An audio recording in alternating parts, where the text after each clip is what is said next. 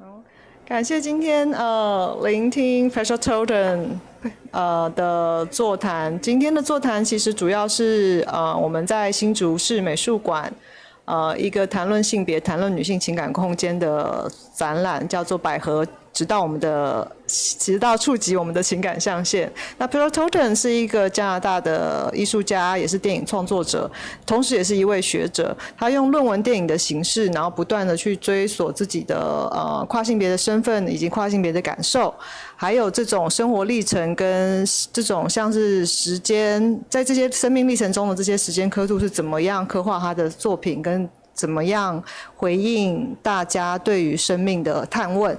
然后现在我们就来请 Petra 开始她的 talk。So, please.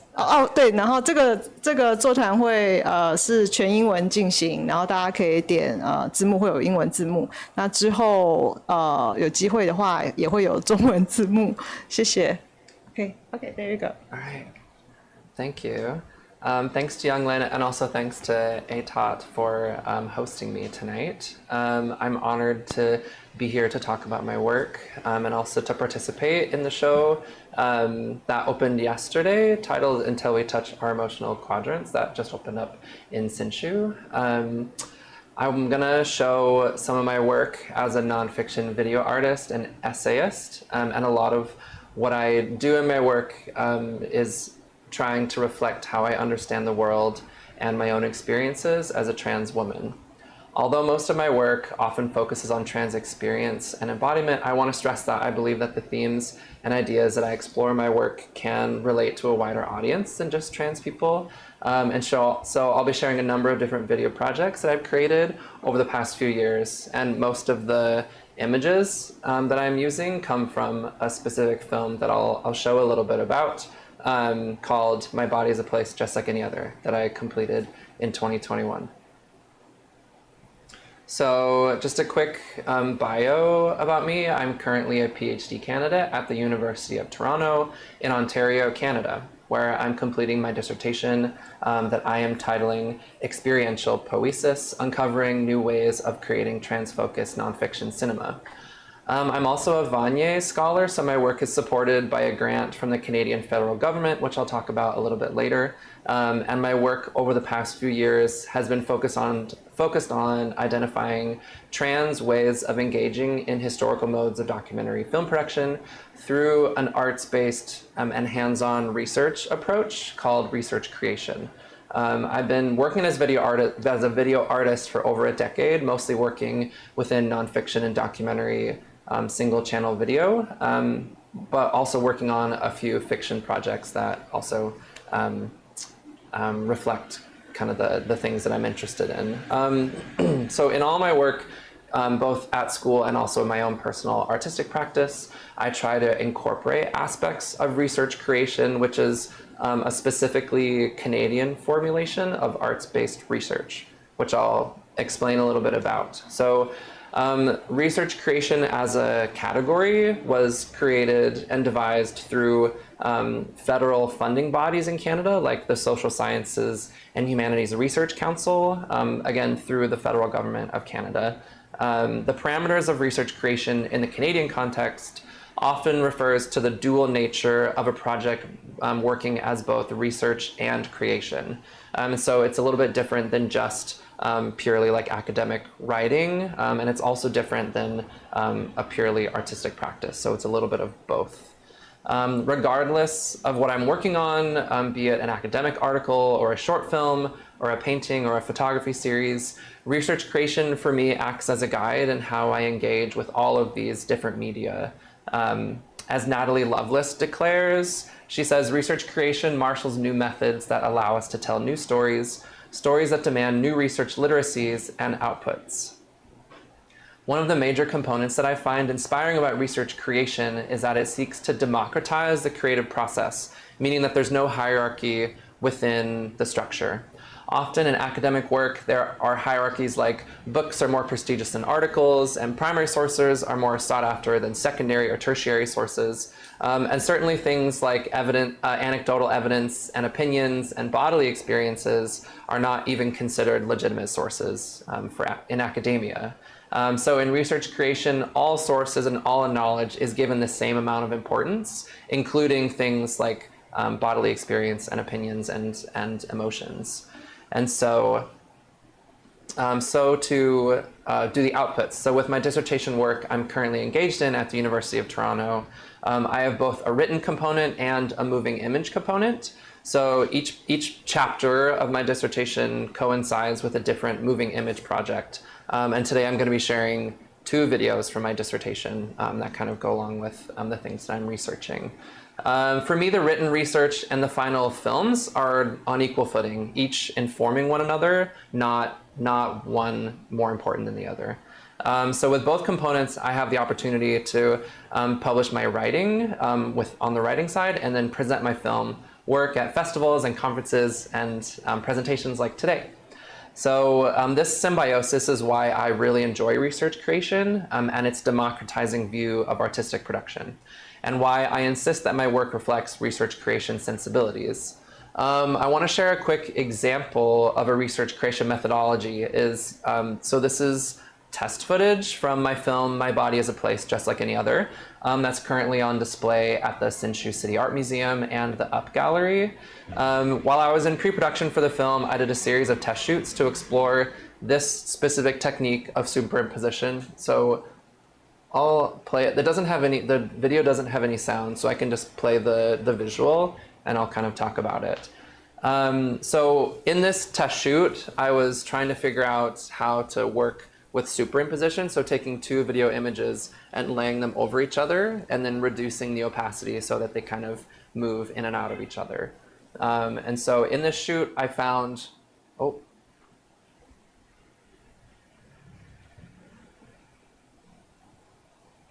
wait for a second and let it load. But basically, I went out to Hyde Park, which is a big park in Toronto, and I framed a single image, and I shot it in 2 different ways. So I tried to have something in the foreground and in the background, and so in one shot I would keep the foreground in focus where the background is blurry, and then I would keep the same framing but just switch it, and so then the background was in focus and then the foreground was blurry. It's still not loading, so I don't know.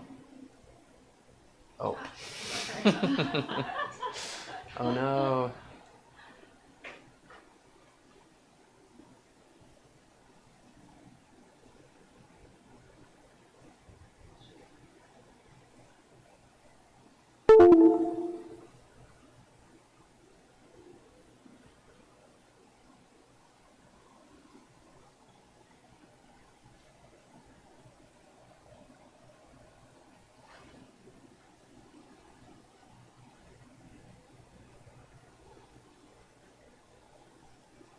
Nice, thank you.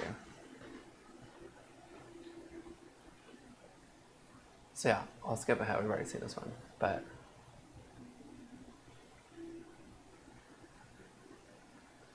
maybe, yeah. So yeah, thank you. Yes, so as you can see, I tested a couple of different scenes and shots in order to kind of see if there was anything here with this specific technique.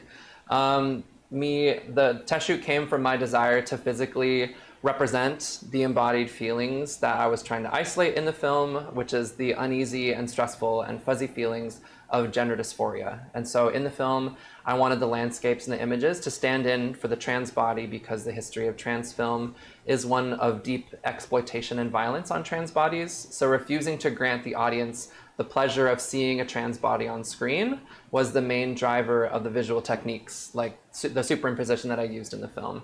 I came to all these conclusions through traditional research methods of reading academic texts from Judith Halberstam and, Jack Halberstam, Micha Cardenas, and Judith Butler. So the cycles of learning from research informing my creation and vice versa has been a part of my work for a long time.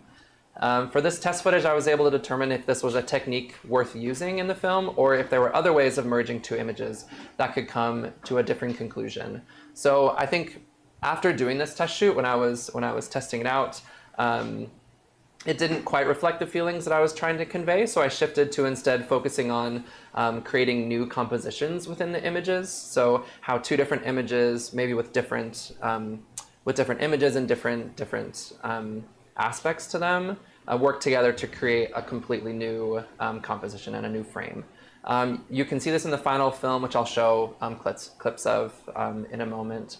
But revisiting this test shoot and going back to this technique that kind of worked but didn't quite work also identifies a clear pattern in my work, which is moving an idea from my head into my body, which helps me get at the heart of why it compels me. So video is a specifically embodied medium, I believe. Cameras are calibrated to the human body either on a tripod or handheld or on a stabilizer. Editing feels like a rhythm more than a technical exercise oftentimes, and I've learned how it feels to frame a compelling shot. And so all of this is research creation in action and moving ideas through to different ways of seeing them. The kind of work that I value, this kind of work values the intangible processes of the body, and that is one thing that's been really interesting me lately. And I want to share a quick kind of anecdote. A few weeks ago, a friend and collaborator of mine posted on Instagram. This is her original Instagram post, which is too small to actually read, but I'll describe it. So her name is Cressa, and she's a stop-motion animator who works with action figures and toys to bring compelling stories to life. So I've included a couple of her works here. She often works with Godzilla action figures, and her stuff is really amazing.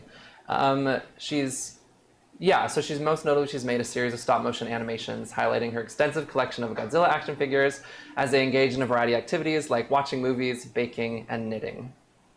In this post, specifically, she was connecting the ideas from Donna Haraway's Cyborg Manifesto with the 1975 movie The Terror of Mechagodzilla.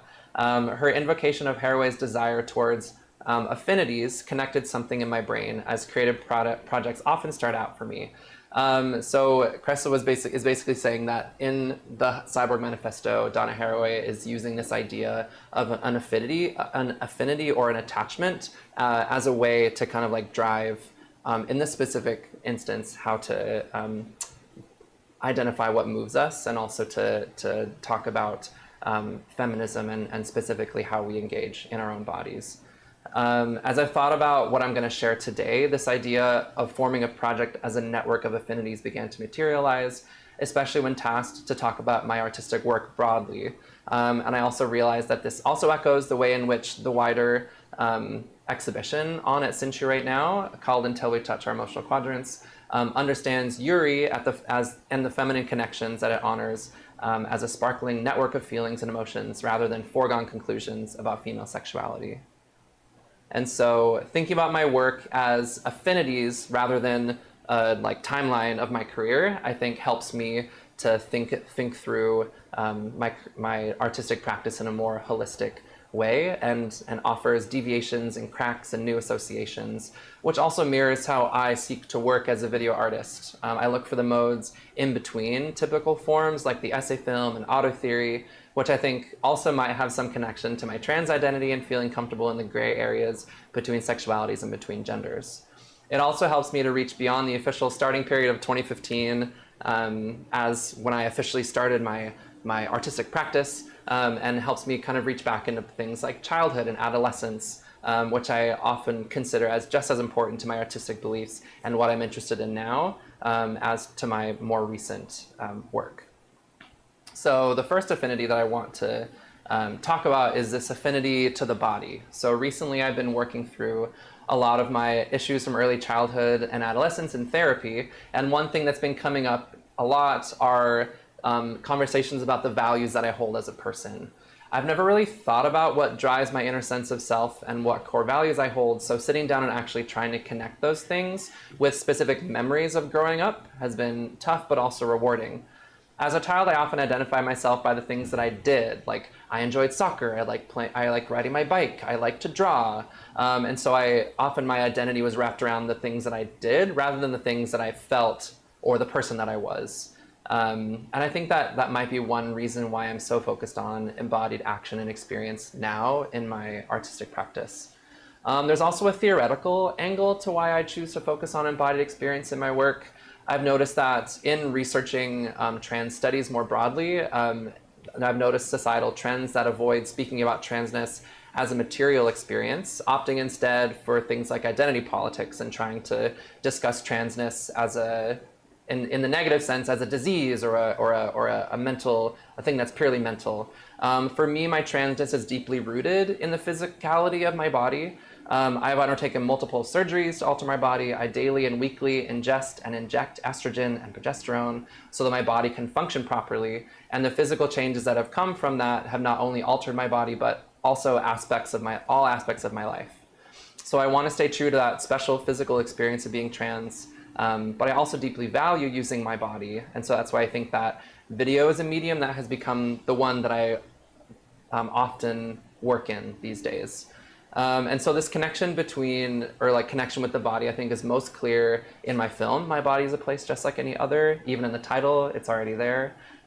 So in the film, I seek to answer the question, what does a trans narrative look like if no bodies are shown? I'll share some excerpts from the film, but I'd like to share a trailer with you just to kind of get a sense of the overall structure and the feel of the film. And so...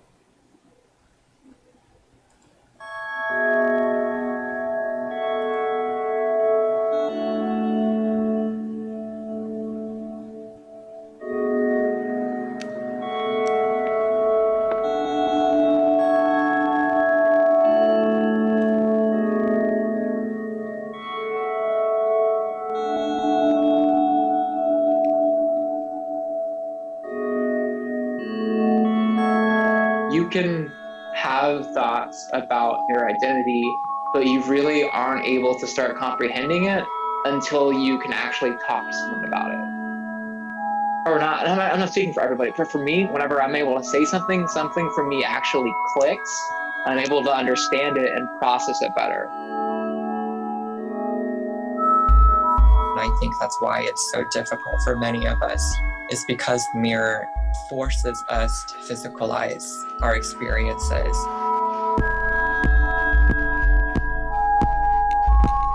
I think traveling like this is part of coming to some sort of stalemate with myself.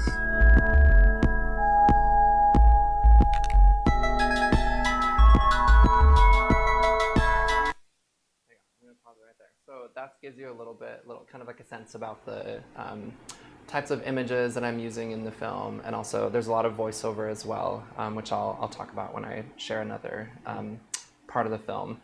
And so too often stories about trans experience are laser focused on the transitioning or changing body and are often also not created by trans people. And so this film takes on these paradigms by shifting those expectations. Rather than sensationalizing trans experience, the aim of the film is to explore the experience of being trans in the world through the places in which the body finds itself. The physical and historic and political and cultural and emotional aspects of a place all must be taken into consideration when depicting marginalized experience.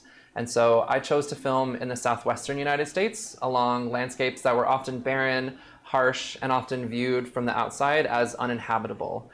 These spaces are also historical sites of colonial violence towards indigenous peoples, and also is where much of the mythos around the American West has materialized, specifically around the lone white cowboy heralding progress, individualism, and economic optimism through his righteous masculinity.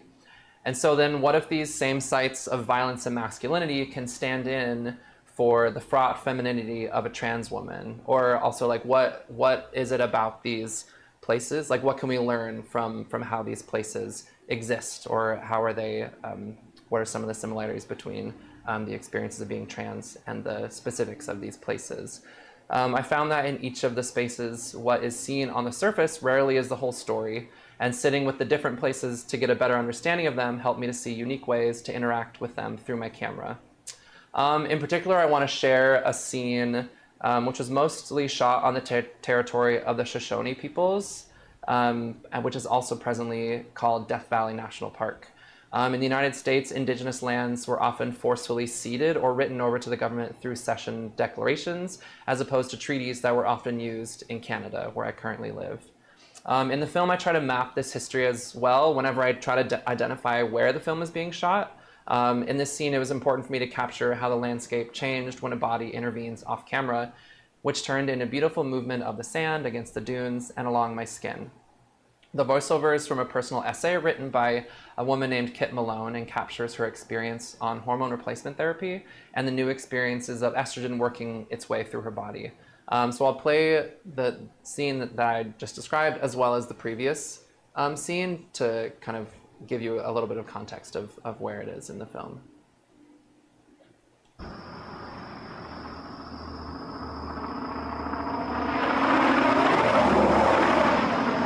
I wouldn't be here if it were not for my dysphoria, my questioning.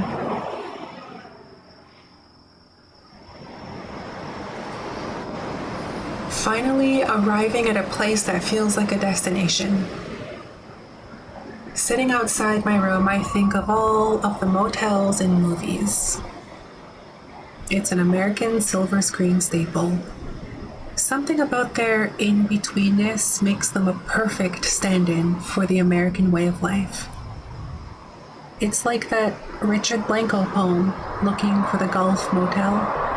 I'm here for one night, and it's as if I'm joined in a litany of the American West.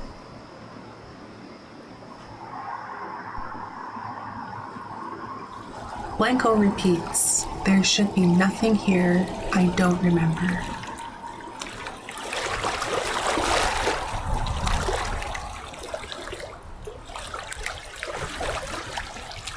I first noticed it in the ocean. The way my body floated in the salt water. The way I was so easily rocked and buoyed by gentle waves. That was the beginning. In an endless expanse of liquid. More than a year after I took that first blue pill. The changes were subtle like that, measured in years. I noticed that I felt the cold more. I needed blankets and warm socks and sweaters. The seat of my jeans clung to me when I walked. My skin softened, scratched and scraped more easily. My appetite changed. I wanted liters and liters of water. It isn't unmixed. My body fat moves around, depositing a soft cushion beneath all my skin. I also remain aware of the things that magic can't do, the parts in my body that won't ever fit. In some ways, I feel that more keenly than ever. It's not perfect, but the things that always hurt me about my body hurt less. No matter what magic exists in this deeply magical world, I'll always be becoming something else. As the shape of my body changes, the sensation of my skin and muscles and bones as I carry them through the world also changes. Today, the noticing is receding, and there is a kind of growing peace in my heart.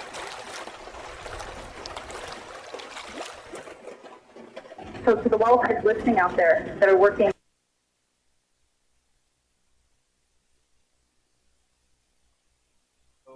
The body is working in similar fashion.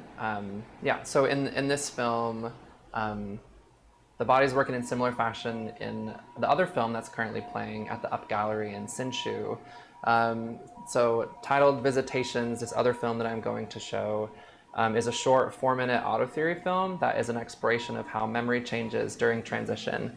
And so in My Body's a Place Just Like Any Other, I'm exploring some of these more embodied experiences, whereas in Visitations, it's more about memory and how memories also change. In the film, I also elect to stay away from self-specific depictions of the body, in this case my own, and instead focus on the bodies of 2 film stills that I found, one that my grandfather took in 1953 and the other showing a newlywed bride and groom. In this film, I am also interested in embodied experience, but instead of a formal exercise in shifting embodied experience on and off screen, I'm interested in how I might intervene in these images, in their bodies through the use of my own body. I came up with a few ways to accomplish this, recreation and duplication. And in duplicating the images through black and white photographic enlargement, I can isolate the tones and sizes and focus on the original images and skew their meanings just as I've had to do with the memories of my family and my wedding. And similarly, the recreation aspect works to bring the image into a different context from 1953 currently to 2026, and from my grandfather taking the picture to me taking the picture.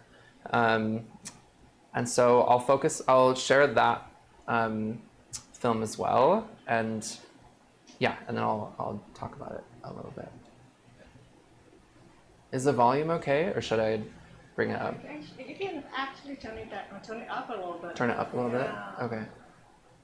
I don't know how I can do that. Is it on here? Yes. Okay, let's try that.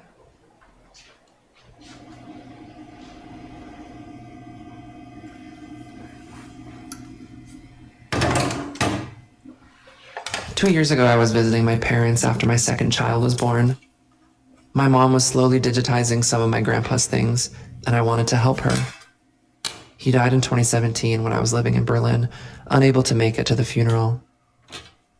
Of all my grandparents, I felt the closest connection to him growing up. I recall the warm wind tossing my hair in his rust-colored Volkswagen, the lingering taste of ice cream still on my lips. Later on in college, we bonded over jazz, and I learned about his insatiable appetite for music in his youth and devoured his stories of sneaking into clubs and playing in big bands. Among his things my mom had was this film still. She said he must have taken it while serving in Korea. I'm not sure what to do with the knowledge that he wouldn't have accepted me as his granddaughter. The emptiness of that possibility lingers at the edges of my memories of him.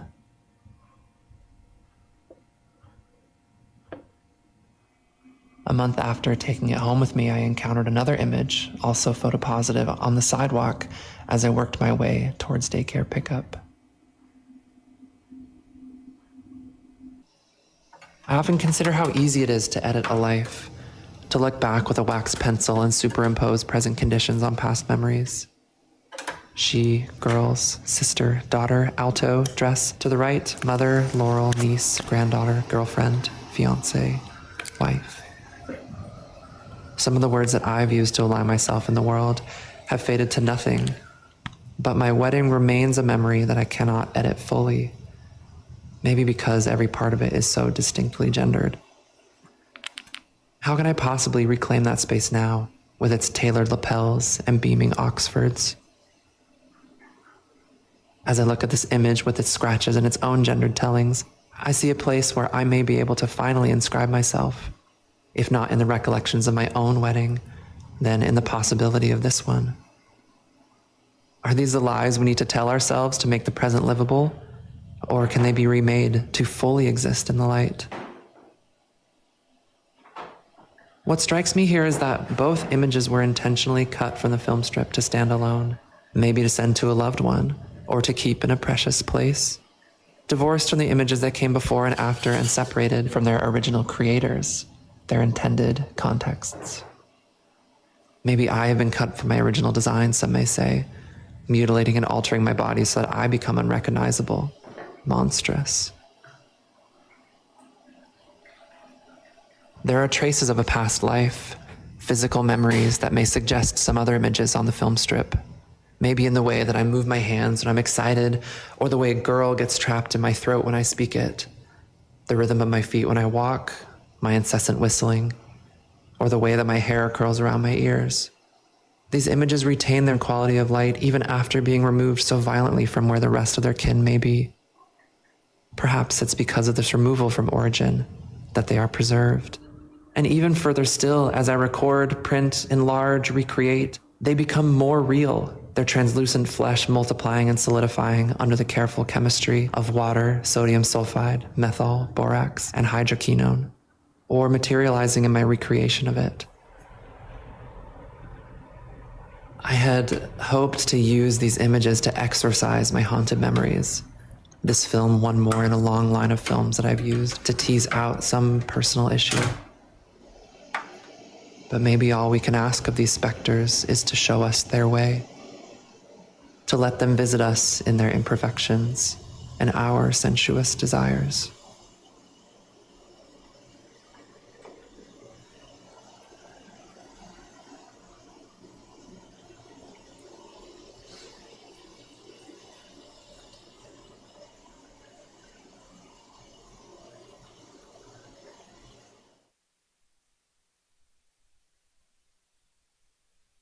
Films, and in my focus on bodies, I seek to tether my work to a material world, which I think is why nonfiction and like different nonfiction modes feel so compelling to me. Yeah, and I think that also comes from my desire from early on to identify with what my body can do. And so I do think even though they're doing very different things, I do feel like there is some sort of connection between this use of the body and kind of the focus on exploration, which I think I'll also talk about in a little bit with the essay film specifically. But I also use a lot of voiceover in my work, which gets to another affinity that I see in my work, which is the affinity to the voice. I often use voiceover, which I think comes from my roots in the essay film tradition, which is a blend of fiction and nonfiction modes. And so often seen as an exploratory mode, the essay film seeks to present questions or ideas without needing to fully answer them. The focus of an essay film is the interrogation of the film itself and the process of discovery rather than the final outcome. And so one hallmark of many essay films is the varying use of voiceover, often from a unique and personal perspective from the filmmaker or some other character. In much of my work, I use voiceover in these ways because it helps me to create a distance between the images and the ideas being spoken in order to open up a unique space for thinking and possibility. In another one of my films, which is also connected to my dissertation, titled When We Gather Around the Giant Stone Peacock, the voiceover is a little more methodical and precise. And in classic essay form, I take text from a variety of different sources, including quotes from scientific texts about birds, queer theory, biographical birding books, as well as my own ideas. And the synthesis of all these ideas materialize around a particular building, which is the Robarts Library at the University of Toronto. As I was making the film, I was engaged in thinking about how trans communities become legible to each other and to those outside of our communities. I began to notice that small ephemeral traces of different trans people, small trans flag stickers around campus, graffiti that might suggest a trans way of life, or even flyers in support of trans students. These little glimpses began to materialize physically around the blocks immediately surrounding the Robarts Library, which is itself both a strange architectural wonder and a symbol of deeply entrenched institutional power. And so I want to share that. I'll share just an excerpt of that because it's a little bit longer. It's about 10 minutes. So yeah, I'll share about the first half of it. Pavo cristatus, Pavo multicus, Pavo bravardi, Afro Pavo congensis, Polyplectron bicalcartum, Gallus gallus, Gallus asculpati, Gallus aesculapi, Gallus Lafayette, Gallus Sonorati. This film has two different versions. The second version is what you're about to see. The first is trapped on an SD card somewhere in the GTA. I had the lapse in judgment of keeping it safe in my jacket pocket with my phone, thinking that it was alright. A decision only logical to a lapsed brain on hardly any sleep. The cause of which is my new baby, now 1 month old. Since beginning my most recent degree program, I found myself commuting and communing with the giant cement peacock at the fringe of campus. Then I have some thoughts.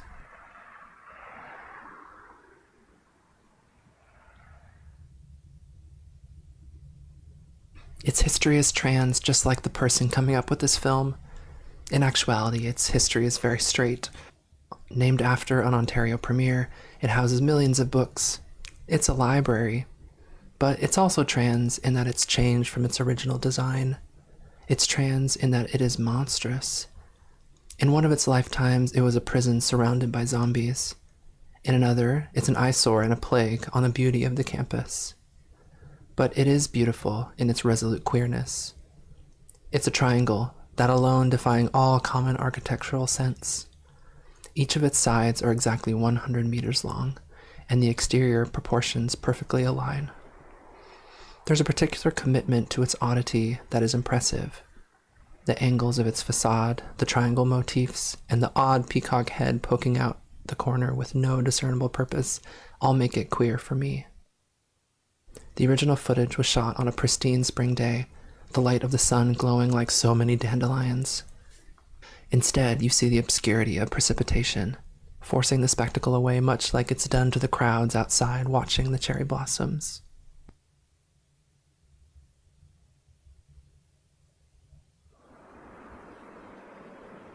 Indian peafowl, Pavo cristatus, page 311. Male, 110 centimeters without train, 2 to 2.5 meters in full plumage. Female, 86 centimeters. Altitudinal range greater than 1,800 meters up to 2,000 meters. In the wild state, usually in deciduous forest, often near water. Commonly semi-feral in the vicinity of villages and cultivation. Usually in small groups, otherwise often in separate groups of male-male and female-female/ims. Forages on the ground. Roosts in tall trees. Inverted triangle. Loud "Meow!" repeated 4 to 5 times. E2. The difference is, of course, that each bird which makes its impression on us, as would a single human personality, is really a whole species, all of whose individuals we lump together. The qualities we recognize are those of kinds of birds, not of single birds. This natural reaction makes one neglect the separate bird individuals and think of the species as it were really a single creature. But at least it makes of each kind of bird a single and perennial friend. There used to be a row of 5 beautiful Victorian bay and gable houses here, with a City of Toronto sign out front saying the area was slated for removal. I first saw that sign 4 years ago, and they just bulldozed them last month. I was hoping to get a glimpse of the sign because it had some graffiti that took me by surprise. It said "Terminal Rat Girl Era" in all caps, and underneath, "Autogynephiles only." If you know, you know. I won't go into the specifics of autogynephilia, but suffice it to say, it's very sticky and very trans. Peak transness is laughing in the face of medicalized extraction. Oh, wow. The sign is still here. They didn't take it down. Well, there you go. You can see it for yourself.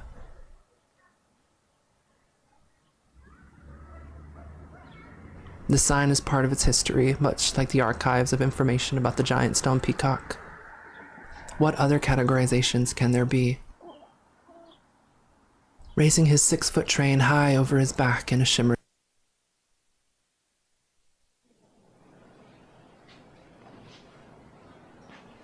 Is that behind the new library? The new library? Is that? Yeah, it's by the new part. Oh my god. Yeah. Crazy, right?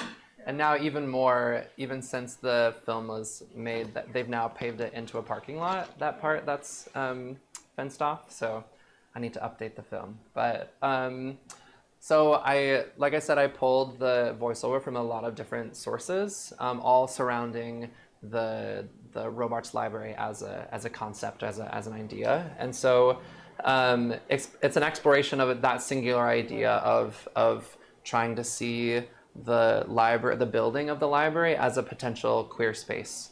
And so in typical essay film fashion, melding seemingly disparate sources like the scientific names of peacocks and trans imaginations makes for a new product, and one that might be able to exist even in the shadow of the heavily institutionalized spaces that is actively being explored. And finally, I want to think about an affinity to form. I've noticed that in any medium that I'm working with, I'm always interested in the specificity of the medium. So what can I do in this medium that I can't do in another medium? I've recently been getting into lino cut, which is when you carve out a design from a block of soft rubber or thick linoleum, and you get a relief design that you can then add ink to and then print onto paper that you can replicate multiple times. This medium is very new to me, but I think it's been interesting to see how a drawing translates onto a block of lino. The precise lines and perfectionism that I try to achieve in drawing need to be thrown out the window with lino cut, because right now I'm not very good. And so I know that as part of this different medium, there is kind of a beauty in the imprecise kind of jagged lines of that, what comes about. And so I know that in my final lino cut will be different from the drawing of the design, and then also again, which is going to be different from the image in my head. But also, yeah, with this new medium, I get imperfections that I couldn't achieve in the original drawing, and also I'm also able to duplicate the design as many times as I want in the printing process, and so this shift in medium is something that I think is really interesting. Similarly, in the film My Body is a Place Just Like Any Other, I wanted to intervene in the form of credits. So the film was a result of a lot of collaboration with a lot of different artists, a lot of different trans friends and collaborators, and so I wanted to more faithfully represent the work that they did in the final film. Because I was the one in charge of doing all the editing and doing all the post-production, I really wanted it to feel like more of a joint collaboration. And so rather than isolating their contributions to a specific, like just to the end and kind of like a scroll of credits, which is in the final film, I wanted to play around with the idea of credits at the beginning of a film. And so I'll play the beginning credits for a second. Yeah, again, just to try to foreground that there's a lot of collaboration within the film.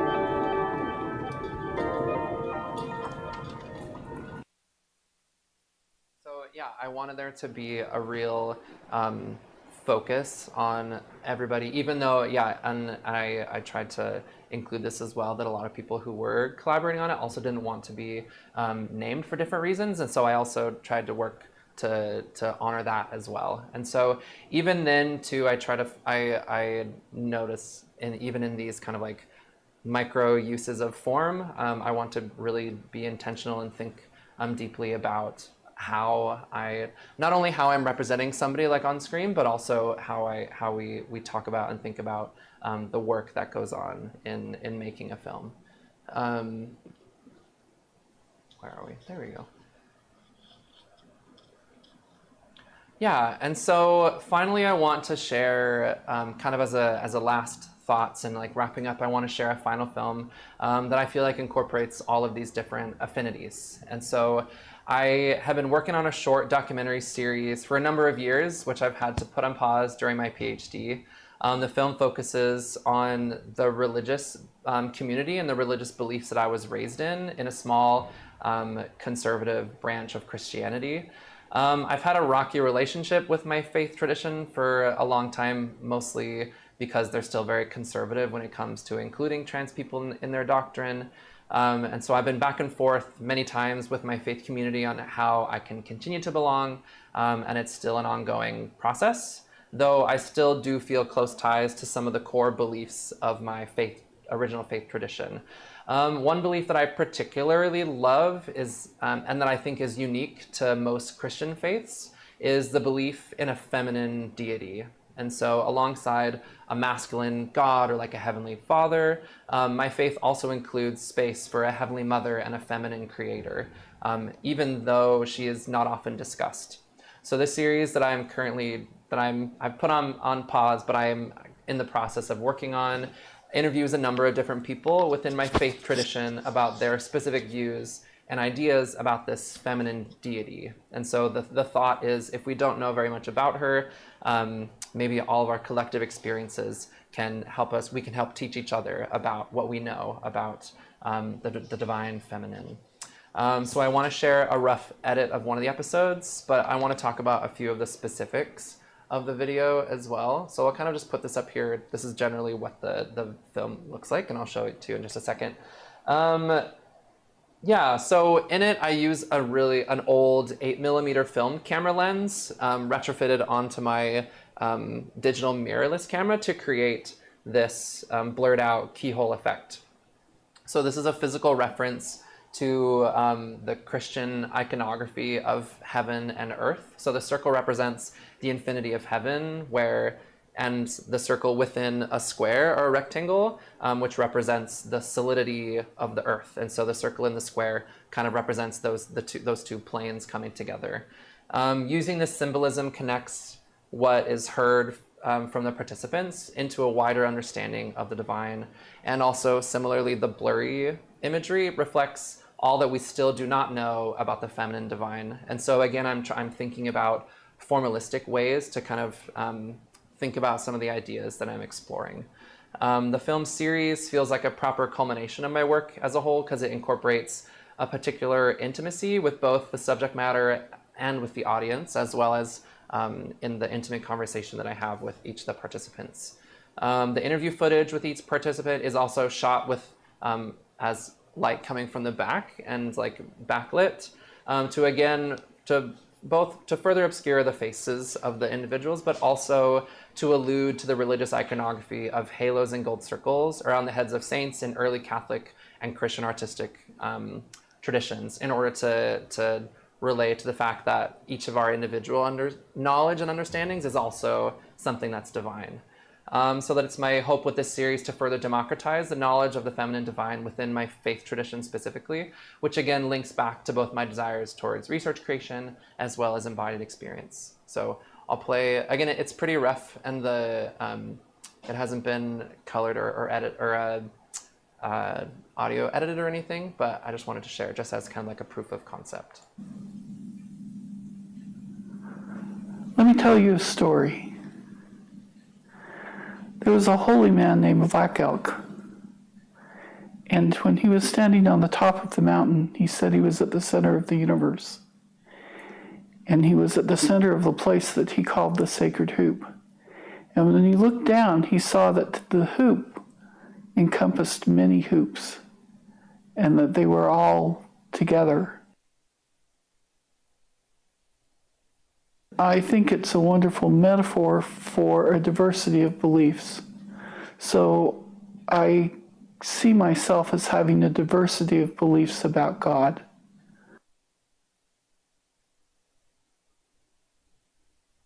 A lot of Native traditions have female creators, and it really gives a different way of looking at the world. In Genesis, it says, "You shall have dominion over all things," which creates a power structure. But in a lot of Native traditions, that's not the case. You're responsible for the world around you in a sharing way. And the way I think about God is that God is beyond our human capacity of understanding. We're humans. Whatever God is, God is. And what we may think God is, particularly in a structured position may not be what God is at all. You do have, I think, fundamental principles of truth about how we should treat each other, how we should behave, how we should love, how we should forgive, how we should mourn with those who mourn, and comfort those who stand in need of comfort. To me, that's the essence of the gospel. And even though it's part of a larger text that has all sorts of problems with it, to me, that's the ideal, what we should believe and what we should shoot for. Our second son is queer, and he was having a conversation with my husband about whether or not he still believed in God. He said to my husband, "I believe in God, Dad, but I don't believe in your God, because the God I believe in loves me." And if we don't think that about God, then I think we're missing the boat. Whether that means God, Heavenly Father, and Heavenly Mother, however we define God, I really sincerely believe that's what we're here to learn, is how to love. And I think the phrase the Book of Mormon uses is a stumbling block. The church can be a stumbling block to that. And if Heavenly Mother helps people learn to love and feel compassion, then that's fine. That's a good thing, and we should seek it.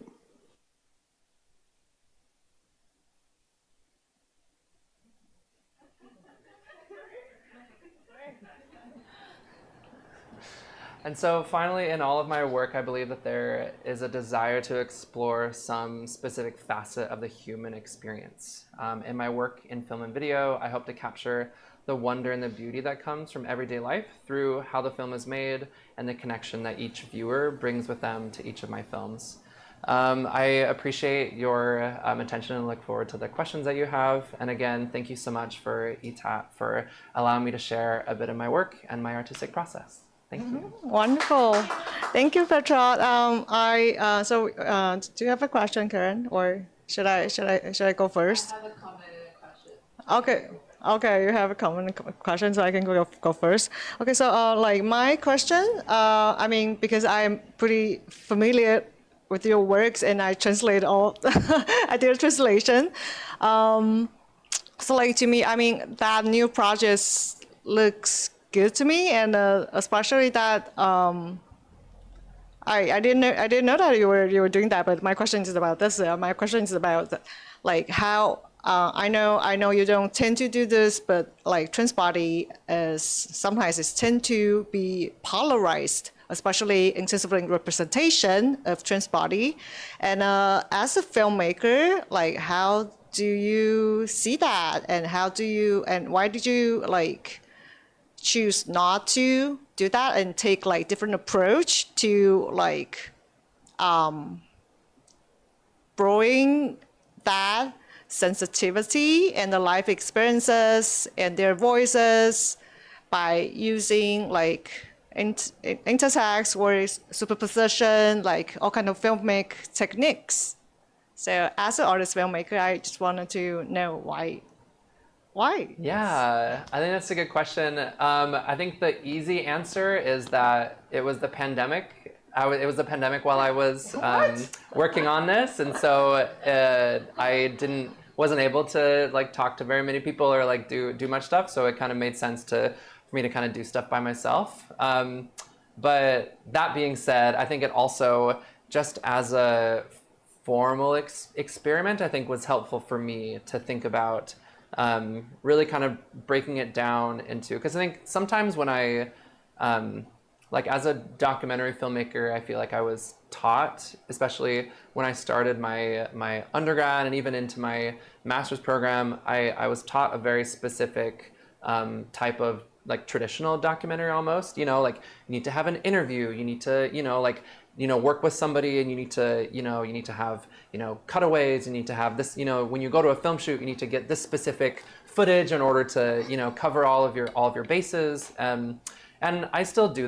some of that work sometimes, but I think that some of this more formalistic exploration is more interesting to me, because I think that, yeah, I like to experiment, especially like moving through a lot of different media. I think that I find that like exploration really interesting to me, and especially when I'm thinking about research creation, like it's all about like, you know, oh, what can I pull from different sources, right? And so bringing kind of all these sources together, I think that's kind of what excites me at the heart of it.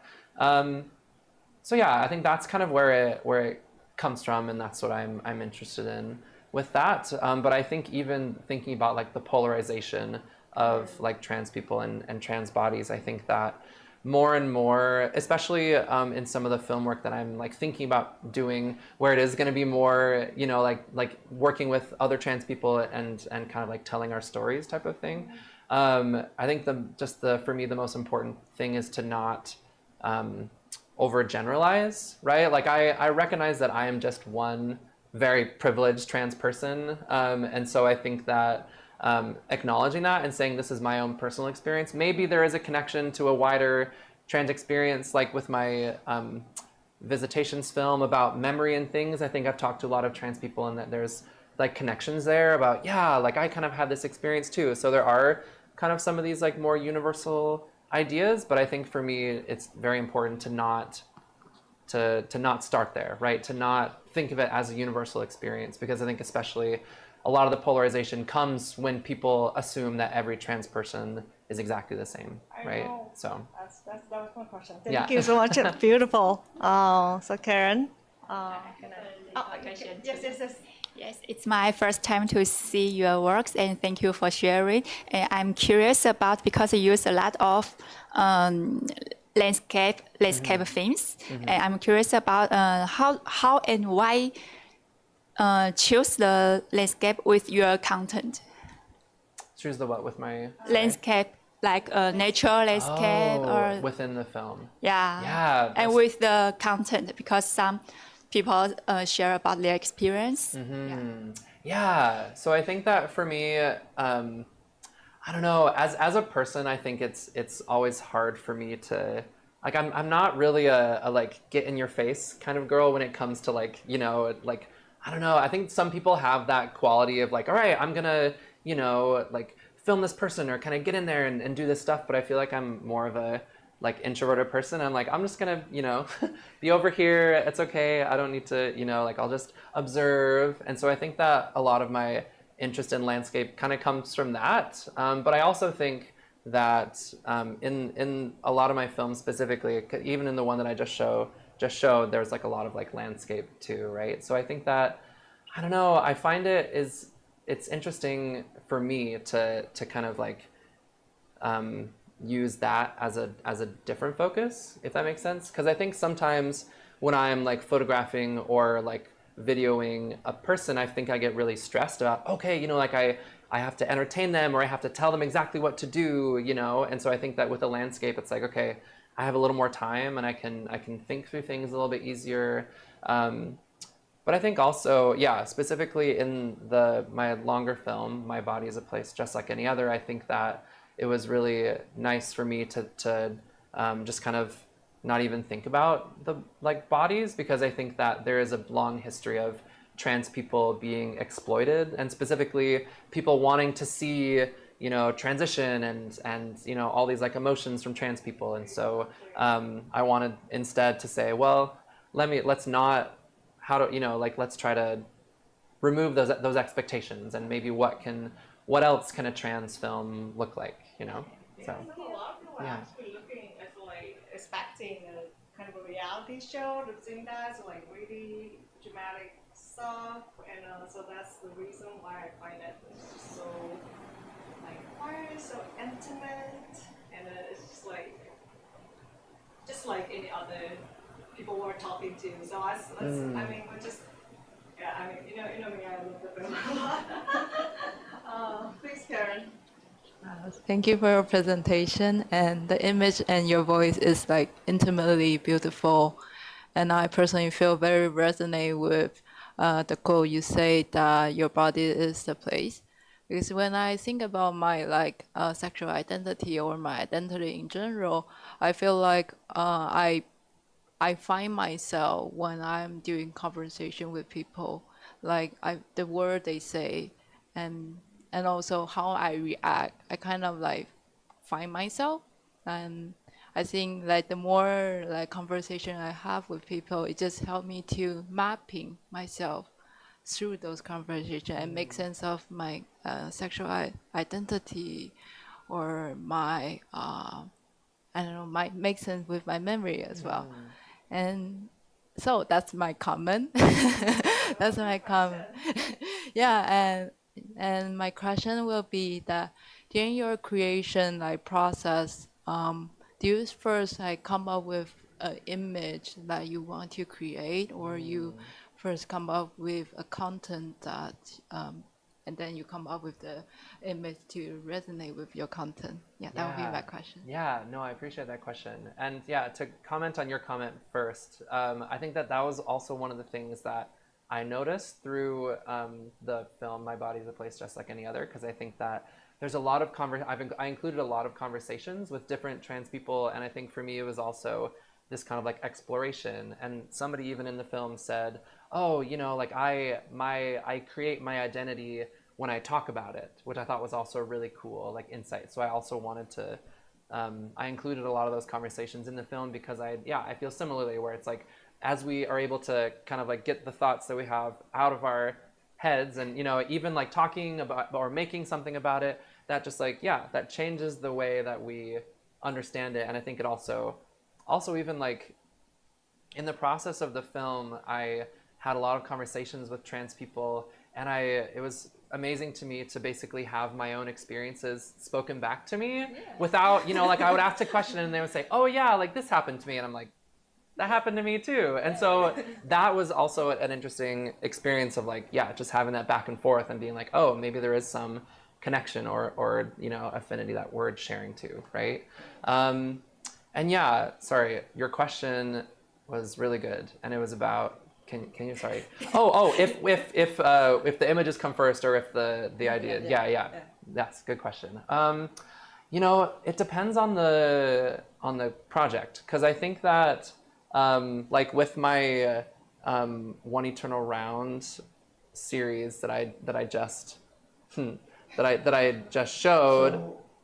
Let me get to here. I think that I started with the concept of the image first, and like that was one thing that I was really, you know, like I want it to look a certain way. I want it to be this like circle in a square, and I want it to be blurry. And so how can I achieve that? And so I think for this, it was very much like I had an idea about what I wanted it to look like first, and then I kind of like moved everything around it. But then I feel like in something specific, like My Body's a Place Just Like Any Other, I feel like it was a lot more of kind of the opposite of like, I know that I want to explore this idea, but I basically let here, I'll just like play a little bit of it like as I talk. I kind of let the places that I was in and like the landscapes and things kind of inform what I shot. And so, you know, like I like found these postcards, and that was something that I wasn't planning on, but it's like, if I'm doing something with landscapes, and here are these little tiny landscapes that, you know, and I thought that was a really interesting like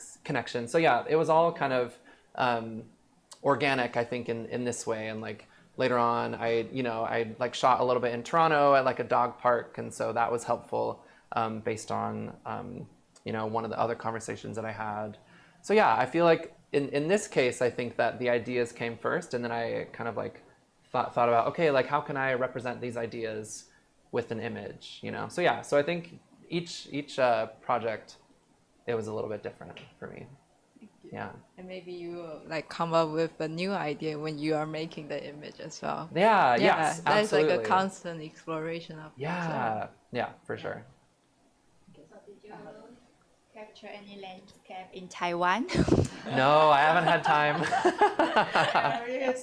We took a train back to Taipei, and there were actually like a lot of like interesting sceneries on the way, but she was like busy for that slide. For this, yeah. Okay. Well, I mean, if I have to like make the last comments on, thank you, Petra, for firstly. Also, that I mean, I have noticed that your works, it's like the time is in transition and the scenery is in transition, and also like the way you use camera is also like the pinhole, like the and like how do you use the film, use the voices. Feels like everything's just like in transition in a way, especially like in visitations. Those photos was just like developing in a dark room. Like you can see the time slowly emerging.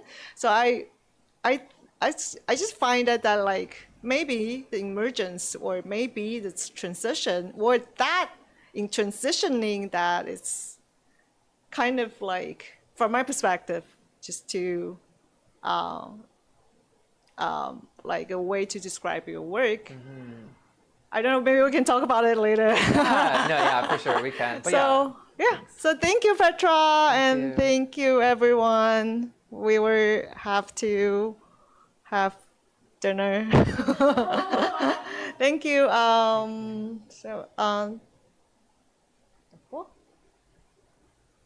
So like last, do you have like do you have anything wanted to share that like at last of the presentation? Oh, I don't know. I just think thanks again for giving me this opportunity. I think that I don't often get a chance to kind of look back through all of my work, so it's really interesting to see kind of like what you're saying, like just all these like similarities and like things that things that come up time and again, even though I'm like maybe doing different. Maybe there's different ideas or different projects. There's still like certain similarities. So thanks for the opportunity to do that. 好，可以了，谢谢你。